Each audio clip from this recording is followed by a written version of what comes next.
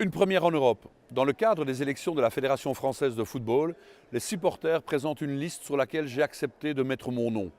Je suis aux côtés des supporters des 4 coins de la France, ou plutôt des 6 coins de l'Hexagone, et de toutes les divisions, et de Jean-Pierre Clavier. Alors c'est vrai, je suis belge, coprésident de l'intergroupe du sport du Parlement européen, mais surtout passionné de football.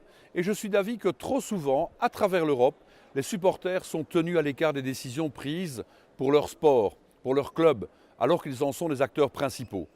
Cette liste représente un symbole et un espoir, celui d'instances nationales et internationales qui quittent le terrain de l'opacité pour jouer la carte de la transparence. D'abord, je voudrais insister sur ce que nous dénonçons. Principalement, le manque de transparence est au centre de nos préoccupations. Il y a eu bien sûr au niveau international les scandales liés à Sepp Blatter et sa gestion de la FIFA en tant qu'ex-président. Mais cette opacité est aussi sensible au niveau national. Dans mon pays, la Belgique, les supporters ont été mis de côté lors de la récente réforme du football ou de la mise en place de play-offs pourtant largement discutables en fin de championnat ou en deuxième phase de championnat de Division 1. De nombreuses fédérations européennes, dont la FFF, bénéficient d'argent public. Je trouve donc logique que des représentants citoyens, supporters, soient présents dans les lieux où les décisions sont prises. Ce serait un vrai atout pour une meilleure gouvernance.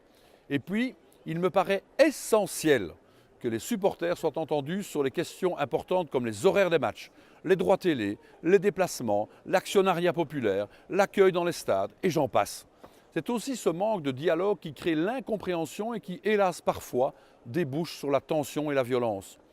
Les scrutins de ces instances sont trop fermés. Les statuts des fédérations devraient être plus démocratisés. Plus les instances sont ouvertes, plus elles sont transparentes et plus le lien de confiance se renforce entre les différents acteurs.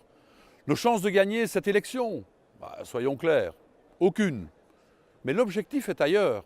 Si le futur président de la FFF peut intégrer dans son programme de réforme nos différents points, ce sera une victoire pour les millions de supporters français dont nous portons la voix.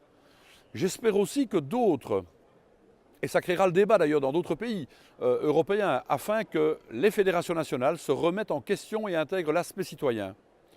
Il n'y aurait pas de football pro sans supporters.